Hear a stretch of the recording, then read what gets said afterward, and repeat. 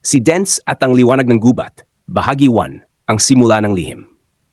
Sa isang malayong bayan na napapalibutan ng mga sinaunang kagubatan, may isang binatang puno ng kuryosidad at tapang. Palagi siyang nakaitim na t-shirt, may dalang pulang sling bag na puno ng gamit at nakasuot ng kanyang suwerteng purple na cap. Sa likod ng kanyang ngiti, may puso siyang handang tumulong at tuklasin ang hindi pa nalalaman ng marami. Isang hapon habang naglalakad sa gilid ng kagubatan, may napansin siyang kakaiba. Ang mga punong dati tahimik, ngayon ay tila buhay. May mga alitap-tap na kumikislap at gumagalaw na parang gustong ipakita ang daan. Parang may gustong ipakita ang gubat. Bulong ni Dance sa sarili habang inaayos ang kanyang sling bag. Sinundan niya ang mga ilaw hanggang sa makarating sa isang bahagi ng kagubatan na hindi niya pa nararating. Doon niya nakita ang isang liwanag na hugis puso na lumulutang sa ere. Sa ilalim nito, may ukit sa puno. Ang pinili ay narito na. Ikaw ang bagong tagapangalaga. Nagulat si Dance. Hindi niya alam kung anong naghihintay sa kanya, pero alam niyang may malaking misyon siyang kailangang tuparin.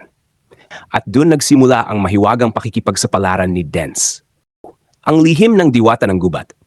Matapos makita ni Dance at ng kanyang mga kaibigan ang mahiwagang pusong liwanag sa gitna ng kagubatan, biglang lumitaw ang isang napakagandang nilalang, ang diwata ng kagubatan na nagngangalang Diwat Althea.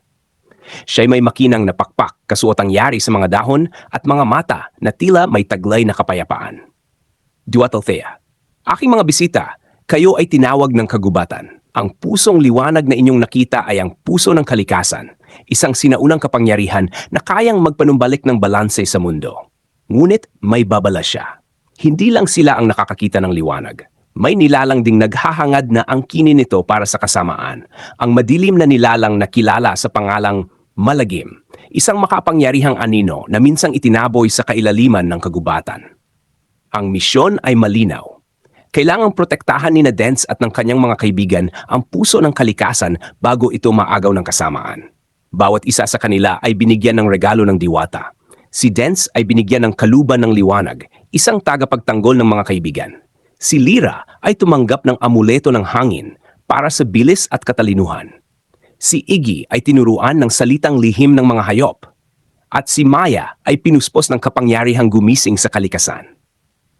Sa pagtatapos ng bahagi 2, umalingaw-ngaw ang madilim na tinig ni Malagim sa hangin, tanda ng simula ng isang mas mapanganib na paglalakbay.